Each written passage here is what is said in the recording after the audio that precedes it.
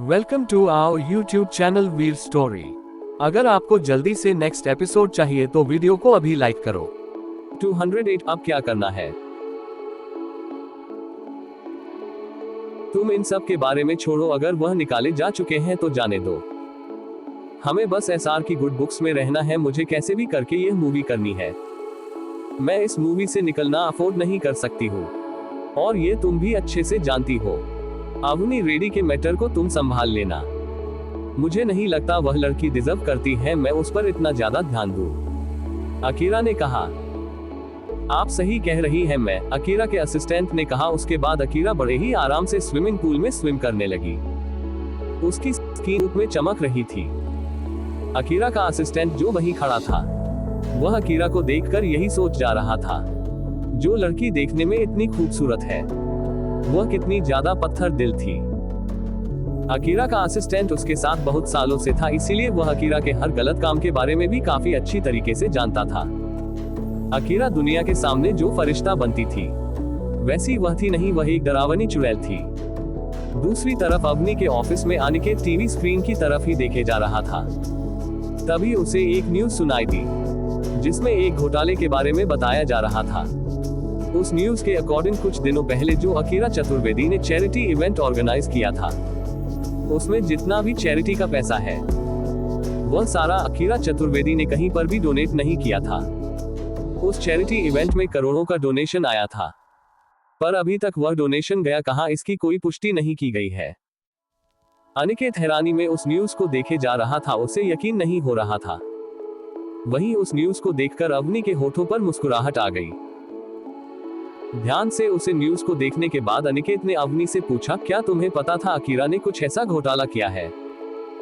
अनिकेत की बात सुनकर अवनी ने मुंह बनाते हुए कहा, नहीं, मैंने तो बस ऐसे ही तुक्का लगाया है, पर शायद सच में इस चैरिटी इवेंट में कोई तो घोटाला हुआ है।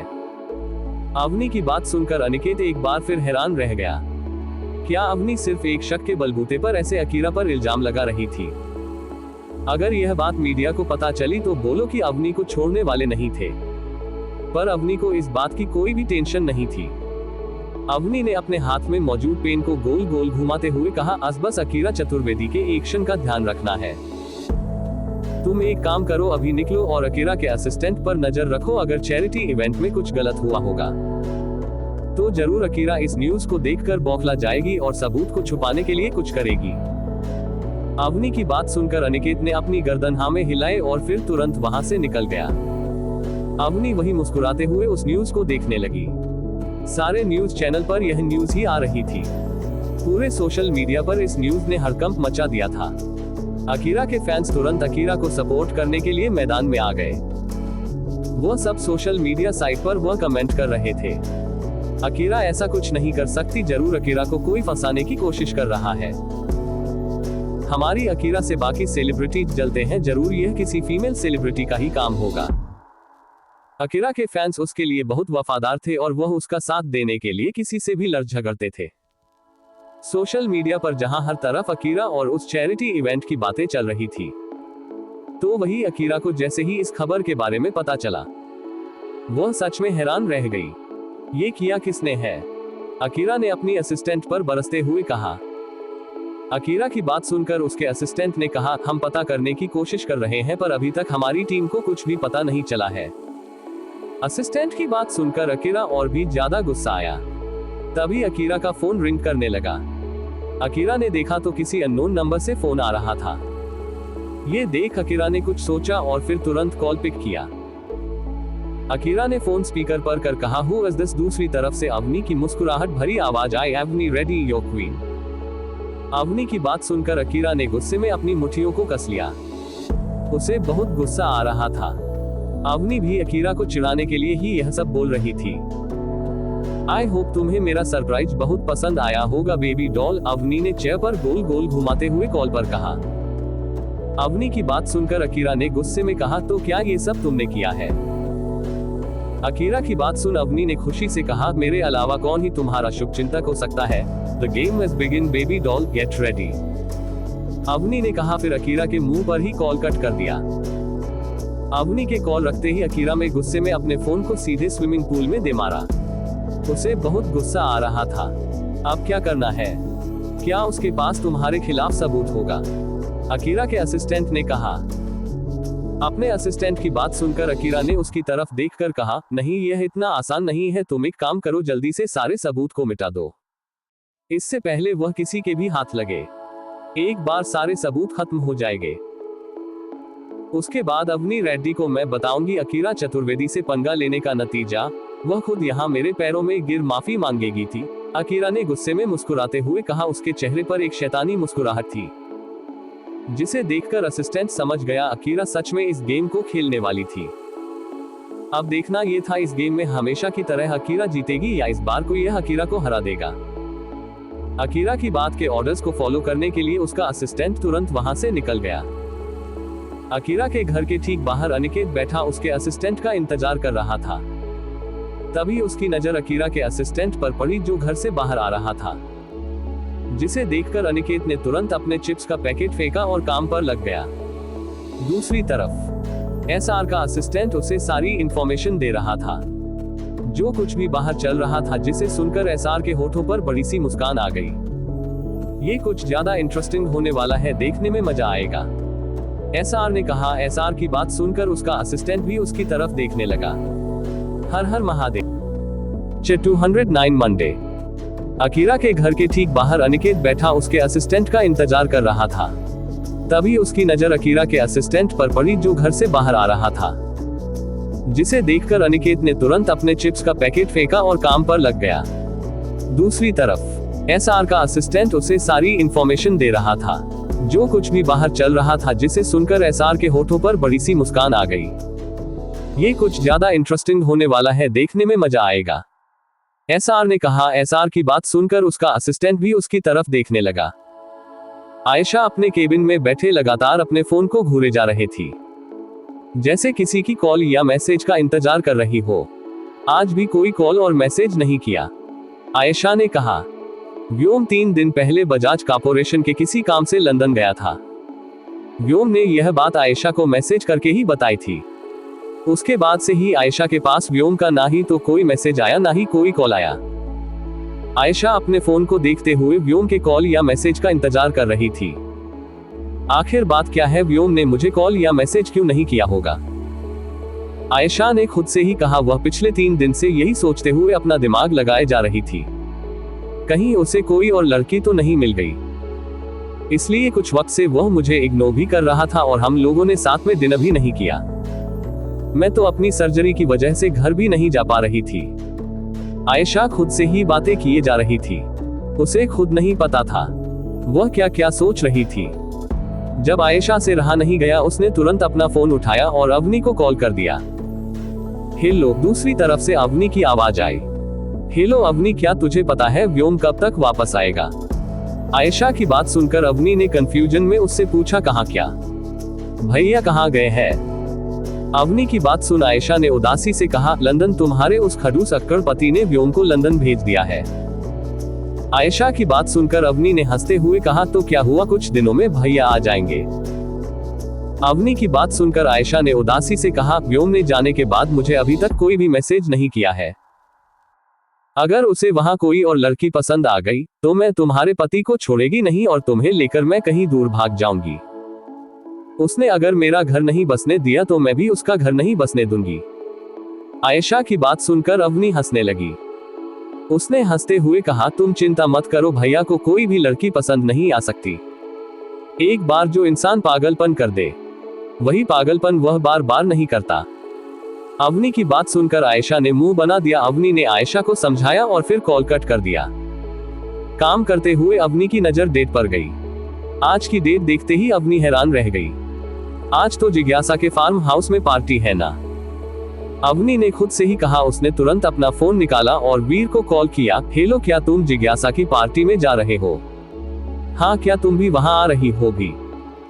वीर ने पूछा। वीर की बात सुन अवनी ने हाँ कहा और फिर उससे सवाल करते हुए कहा, पार्टी कितने बजे शुरू होने वाली है? वीर ने अवनी को टाइम बताया। वीर अवनी से कुछ सवाल कर पाता उससे पहले ही अवनी ने कॉल कट कर दिया और तुरंत अपना पर्स लेकर ऑफिस से निकल गई। अब तक मीडिया भी अवनी के ऑफिस के बाहर से जा चुकी थी। अवनी अपनी कार में बैठ और सीधी विला के लिए निकल गई। विला पहुंचते ही जैसे ही अवनी कार से बाहर आए, ठीक उसी पल निक आकर अवनी के पैरों से लिपट गया। अवनी पिछले कुछ दिनों से लोनावाला में थी, इसीलिए निक ने उसे बहुत ज्यादा मिस किया। अपने को देखते ही नेता सीधे हमने की कस के लिपट गया, जैसे अगर हमने चाहे कि तब भी अब उससे दूर न जा पाए। निक की सरकत पर रवानी को बहुत हंसी है। उसने नीचे जो करने को अपनी गोद में उठाया और मुस्कुराते हुए उससे कहा, अब माँ तुम्हें छोड़कर कहीं नहीं जाएगी। यह कहते हुए अवनी को लेकर विला के अंदर चली गई। वहां मौजूद सर्वेंट के होठों पर भी मुस्कान आ गई। सच में अवनी निक से बहुत प्यार करती थी और निक भी अवनी से उतना ही प्यार करता था। अवनी निक से बातें करते हुए आ रही थी, तभी उसकी नजर सीढ़ियों से नीचे आते मानिक पर पड़ी, जो अच्छे से तैयार होकर कहीं जा रहा था। मानिक को देखते ही अवनी समझ गई मानिक जिज्ञासा की पार्टी में जा रहा था। अवनी को देखते ही मानिक ने कहा, तुम आज इतनी जल्दी कैसे ऑफिस से आ गई? ऑफिस में काम था, नहीं जो था वह पहले ही अनिकेत ने संभाल लिया था, इसलिए मेरा वहां पर होना जरूरी नहीं था, अवनी ने कहा। वो मानिक से खुद से यह नहीं कहना चाहती थी वह यहाँ पर इसी वजह से आए हैं ताकि वह देख सके मानिक जिज्ञासा की पार्टी में जाएगा या नहीं। अवनी की बात सुनकर मानिक ने उससे कहा, तो क्या फिर तुम मेरे साथ जिज्ञासा की पार्टी में चलोगी? मानिक के बात सुनते ही अवनी ने मानिक की तरफ देखा, उसकी आंखों में चमक आ गई थी। कैसी पार्टी? अरे मैं तो भूल ही गई थी, आज तो मंडे है ना, और जिज्ञासा ने आज एक पार्टी ऑर्गेनाइज की है। अगर हम दोनों साथ में नहीं थे तो उसे बुरा लगेगा। मैं भी तैयार होकर आई। ये कहते हुए अवनी भागते हुए मानिक के पास गई और उसने निक को मानिक के गोद में दिया और सीढ़ियों से होते हुए अपने रूम में चली गई। अवनी की स्पीड को देखकर मानिक पूरी तरह से हैरान था। तभी मानिक की नजर अपने हाथों में मौजूद में गई, जहां निक था, जो काफी खुश दिखाई दे रहा था। तुम्हें नहीं लगता तुम्हारी मम्मा थोड़ी नहीं पूरी पागल है? मानिक ने निक तरफ देखते हुए कहा। मानिक की बात सुनकर निक गुस्से में मानिक को घूरने लगा और उसे अपने दांत दिखाने लगा। ये देख मानिक ने मुंह बनाते हुए निक को सोफे पर फेंक दिया। अगर वह तुम्हारी माँ है तो मैं तुम्हारा पापा हुआ। तुम्हें अपने पापा से बात करने की तमीज के बारे में पता होना चाहिए, वरना तुम्हें इस घर के बाहर का रास्ता दिखा दूंगा, मानिक ने कहा। मानिक की बात सुनकर निक अपनी पूंछ को गोल गोल घुमाने लगा। निक इग्नोर करते हुए फिर मानिक वही सोफे के दूसरी तरफ बैठ गया और अवनी का इंतजार करने लगा। लगभग 10 मिनट बाद ही अवनी सीढ़ियों से नीचे आई। उसे डर था कहीं मानिक चला ना जाए, इसलिए वह जल्दी जल्दी तैयार होकर आ गई। मानिक ने अवनी को बताया था ये पार्टी काफी सिंपल है, इसमें बहुत कम लोग आने वाले हैं। इसीलिए अवनी ने व्हाइट कलर की सिंपल सी ड्रेस पहनी जिसमें कोई भी एम्ब्रॉयडरी नहीं थी। उसके साथ ही अवनी ने सिर्फ अपने कानों में छोटी छोटी इयररिंग्स पहन रखे थे। इसके अलावा अवनी ने और कोई भी ज्वेलरी नहीं पहनी थी। अपने पैरों में हाई हील्स पहने और बालों को कमर तक लहराते हुए अवनी मानिक को देखते हुए नीचे आ रही थी। अवनी बहुत खूबसूरत दिखाई दे रही थी। अवनी को देखते हुए मानिक ने खुद से ही कहा, चाहे ये कुछ भी क्यों ना पहन ले, फिर भी सबसे ज्यादा खूबसूरत दिखाई देगी। सच में यह अवनी की खासियत थी। अवनी अगर सिंपल से सिंपल चीज भी पहनेगी तभी वह सबसे अलग ही दिखाई देती है। अवनी निक के पास गई। उसने निक के सर को प्यार से सहलाते हुए प्यार से कहा, अंडस को मम्मा थोड़ी देर में आ जाएगी, तब तक तुम अच्छे से रहना, आंटी को ज्यादा तंग मत करना। अवनी की बात सुनकर निक ने अपने एक पंजे से अवनी के हाथों को टच किया, जैसे कि कह रहा हो कि प्रॉमिस में कोई भी शरारत नहीं करूंगा। निक इस हरकत पर अवनी मुस्कुरात दी। उसके बाद वह मानिक के पास आए। चले, अवनी ने कहा। अवनी की बात सुनकर मानिक ने अपनी गर्दन हाँ मिलाई, फिर अवनी ने को लेकर वहां से निकल गया। दूसरी तरफ दूर कहीं एक आदमी एक बड़े से महल जैसे घर के हॉल में किसी राजा की तरह कुर्सी पर बैठा था। उसे कुर्सी के ऊपर एक शेर का मुंह बना हुआ था, जो दिखने में काफी खतरनाक लग रहा था। उस आदमी के चेहरे पर एक अलग ही तेज घमंड था, उसे देखकर कोई भी बता सकता था वह खानदानी रईस है। उसने सर से पांव तक जो भी पहन रखा था उन सब की कीमत करोड़ों में थी। आपने क्या फैसला किया है राजा साहब? उस शख्स के सामने ही खड़े एक आदमी ने कहा। कुर्सी पर बैठे शख्स ने अपने मूंछों को ताव देते हुए कहा, सोचना क्या है, एक बार वादा पूरा हो जाए उसके बाद राजकुमारी हमारे साथ होगी। हम सिर्फ उसे वादे के पूरा होने का इंतजार कर रहे हैं। 210 अवनी का पार्टी से जाना। दूसरी तरफ दूर कहीं एक आदमी एक बड़े से महल जैसे घर के हॉल में किसी राजा की तरह कुर्सी पर बैठा था। उसे कुर्सी के ऊपर एक शेर का मुंह बना हुआ था, जो दिखने में काफी खतरनाक लग रहा था। उस आदमी के चेहरे पर एक अलग ही तेज घमंड था, उसे देखकर कोई भी बता सकता था वह खानदानी रईस है। उसने सर से पांव तक जो भी पहन रखा था, उन सब की कीमत करोड़ों में थी। आपने क्या फैसला किया है राजा साहब? उस शख्स के सामने ही खड़े एक आदमी ने कहा। कुर्सी पर बैठे शख्स ने अपने मूंछों को ताव देते हुए कहा, सोचना क्या है, एक बार वादा पूरा हो जाए, उसके बाद राजकुमारी हमारे साथ होगी। हम सिर्फ उसे वादे के पूरा होने का इंतजार कर रहे हैं। मानिक और अवनी दोनों ही जिज्ञासा के फार्म हाउस पर पहुंचे। वहां पहले से ही बहुत सारी कार पार्क थी, गेस्ट पहले ही आ चुके थे। मानिक कार से बाहर आया, उसने अपने कोट को सही किया, फिर अवनी के पास जाकर उसका हाथ पकड़ अंदर चला गया। मानिक और अवनी जैसे ही अंदर आए थे, जिज्ञासा ने आगे जाकर उन दोनों का वेलकम किया। जिज्ञासा के बदले हुए रंग देखकर तो अवनी भी पूरी तरह हैरान थी। जिज्ञासा ने मुस्कुराते हुए अवनी से कहा, Avni you are looking very beautiful, बहुत दिनों बाद तुमसे मुलाकात हुई। ये कहते हुए जिज्ञासा ने अवनी को अपनी गले लगाया। जिज्ञासा का इतना प्यार अवनी से बर्दाश्त नहीं हो रहा था। मानिक और अवनी अंदर आए। अवनी की नजर वीर पर गई, जो वही एक टेबल के पास खड़ा ड्रिंक कर रहा था। अवनी को देखते ही वीर ने अपने ग्लास को अवनी की तरफ किया और फिर उसकी तरफ देख अपनी आई विंक की, जिसे देख अवनी ने अपनी गर्दन नामे हिला दी। मानिक अपनी का जाने वाली नजरों से वीर को देख रहा था। यह आदमी यहाँ भी उसकी वाइफ को नहीं छोड़ रहा था। मानिक का मन तो कर रहा था वह अभी आगे जाकर वीर का गला दबा दे, जिससे सारा किस्सा ही खत्म हो जाए, पर वह सिर्फ अवनी की वजह से चुप था। पार्टी में आए सभी गेस्ट की नजर भी मानिक और अवनी के ऊपर ही थी। जिज्ञासा ने छोटी सी पार्टी रखी थी, इसलिए वहां पर ज्यादा लोग मौजूद नहीं थे। ये पार्टी किस लिए है?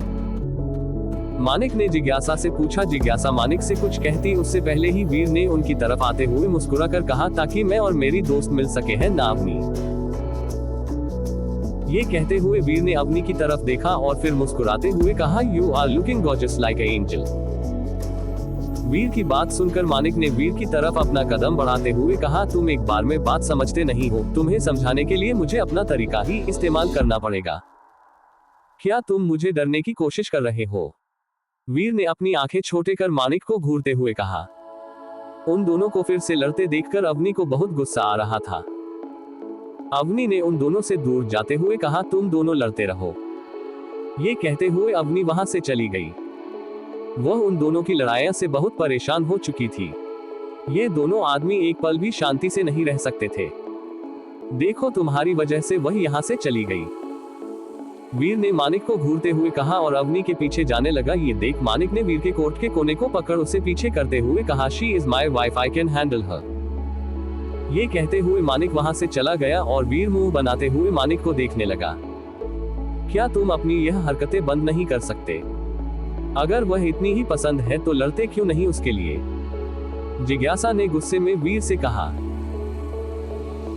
जिज्ञासा की बात सुनकर वीर ने अपने कदम जिज्ञासा की तरफ बढ़ाते हुए मिस्टीरियस मुस्कान के साथ कहा, जो इंसान खुद अपनी गिरी हुई हरकतें बंद नहीं कर रहा वह मुझे कह रहा है मुझे क्या करना है क्या नहीं। ये तुम मुझे सिखाने की कोशिश मत करो, तुम मुझे ये भूलने पर मजबूर मत करो कि मैं तुम्हें किसी भी तरह से जानता हूँ, वीर ने कहा। फिर एक डेविल स्माइल जिज्ञासा को देते हुए वहां से चला गया। वीर जिज्ञासा को वोनिक देकर गया था। जिज्ञासा ने गुस्से में वीर को जाते हुए देखा, उसे समझ नहीं आ रहा था अवनी में ऐसा क्या था जो हर एक आदमी उसके पीछे पागलों की तरह पड़ जाता है। पहले मानिक और अब वीर, अवनी हर आदमी के लिए इतनी ज्यादा इंपॉर्टेंट बन जाती थी कि वह उसके लिए किसी भी खिलाफ जाने को तैयार हो जाते हैं। पता नहीं अवनी के अंदर यह कौन सा मैजिक था जिससे वह लड़कों को कंट्रोल कर किया करती थी। जिज्ञासा को लगता था अवनी सिर्फ अपनी खूबसूरती की वजह से ही लड़कों को पसंद थी। जिज्ञासा ने मुस्कुराते हुए मानिक अवनी की तरफ देखा और फिर खुद से ही कहा, आज की पार्टी के बाद मानिक तुम मुझसे कभी दूर नहीं जा पाओगे, तुम खुद मुझसे शादी करोगे और अवनी को अपनी जिंदगी से निकालोगे। ये कहते हुए जिज्ञासा के होठों पर शैतानी मुस्कुराहट थी। दूर खड़ी अवनी की नजर जिज्ञासा पर ही जा रही थी, पता नहीं क्यों उसे जिज्ञासा के रंग ढंग काफी बदले हुए लग रहे थे। तभी मानिक अवनी के पास आया, उसने अवनी की तरफ देखते हुए कहा, गलती उसकी थी। मानिक की बात सुनते ही अवनी ने गुस्से में मानिक को घूरा, क्या यह इंसान यहाँ पर अभी उससे यह डिस्कस करने आया था? गलती किसकी थी, उसकी या वीर की? अवनी का गुस्सा देखकर मानिक कहा, अंडरस्को ठीक है, मैं उससे आर्ग्यूमेंट नहीं करूंगा, पर तुम उसे मुझसे दूर रखना, उसके पास आते ही मुझे इरिटेशन होने लगती है। क्या यहाँ मेरी बात चल रही है? वीर ने बेशर्म की तरह वहां आते हुए कहा। वीर को वहां देखकर मानिक का मन तो कर रहा था उसे बहुत सुनाए, पर अवनी की वजह से वह चुप था, वरना वह अभी वीर को इतने अच्छे अच्छे जवाब देता कि वीर खुद वहां से चला जाता।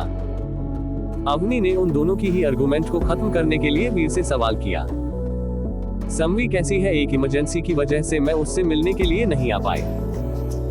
अवनी की बात सुनकर वीर ने कहा, हाँ मुझे पता है, मैं भी न्यूज देखता हूँ सम्वी, ठीक है, पर जब भी तुम्हें वक्त मिले एक बार उसे जरूर मिल लेना। वीर की बात सुनकर अवनी ने अपनी गर्दन हाँ में हिलाई। वह लोग बातें कर रहे थे, तभी मानिक के पास एक कॉल आया। कॉल अटेंड करने के लिए वह बाहर चला गया। थोड़ी देर बाद जब मानिक पार्टी हॉल में वापस आया और अवनी की तरफ जाने लगा, बीच में ही उसे जिज्ञासा ने उसे रोक लिया। जिज्ञासा ने मुस्कुराते हुए मानिक की तरफ देखकर कहा, लगता है तुम मुझसे बात नहीं करना चाहते। ऐसी बात नहीं है जिज्ञासा, मानिक ने कहा। मानिक की बात सुन जिज्ञासा ने कहा, मुझे पता है मानिक, पर मुझे तुमसे एक जरूरी बात करनी है, क्या तुम मुझे अपना कुछ वक्त दे सकती हो अकेले में? जिज्ञासा की बात सुनकर मानिक ने एक नजर अवनी की तरफ देखा, जो वहां वीर के पास खड़े होकर उससे बातें कर रही थी। कुछ सोचते हुए मानिक ने अपनी गर्दन हाँ में हिला दी, जिसे देखकर जिज्ञासा के होठों पर शैतानी मुस्कुराहट आ गई, जो मानिक नहीं देख पाया। यहाँ बहुत शोर है, हम ऊपर मेरे रूम में चलते हैं, जिज्ञासा ने मानिक से कहा। जिज्ञासा की बात सुनकर मानिक ने कुछ नहीं कहा, बस उसके साथ सीढ़ियों से होते हुए उसके रूम की तरफ जाने लगा। तभी अवनी की नजर थी सीढ़ियों पर गई, जहां उसने मानिक और जिज्ञासा को एक साथ ऊपर जाते हुए देखा। ठीक उसी वक्त जिज्ञासा ने मानिक के हाथ को अपने हाथों में थमा और उसका हाथ पकड़ते हुए उसे अपने रूम के अंदर लेकर चली गई। अवनी बिना अपनी पलकें झपकाए दोनों को ही देखे जा रही थी। अवनी की आंखों में नमी तैर गई। उसने अपनी आंखें बंद की, उसे नहीं पता था क्यों वो मानिक से इतनी इफेक्ट होती थी। वीर ने भी अवनी की नजरों का पीछा किया, उसकी नजर भी जिज्ञासा मानिक पर पड़ चुकी थी। वीर ने अवनी तरफ देखा, वह उसे संभालने के लिए कुछ कहता उससे पहले ही अवनी ने अपनी आंखें खोली और तुरंत अपने हाथ में मौजूद वाइन के ग्लास को वहां रखकर सीधे फार्म हाउस से बाहर निकाल गई। वीर अवनी को रोकना चाहता था, पर अवनी बिल्कुल हवा की तरह वहां से जा चुकी थी। अवनी को वहां से जाते देखकर वीर को बहुत गुस्सा आया। उसने गुस्से में ऊपर जिज्ञासा के रूम की तरफ देखा। हर हर महादेव।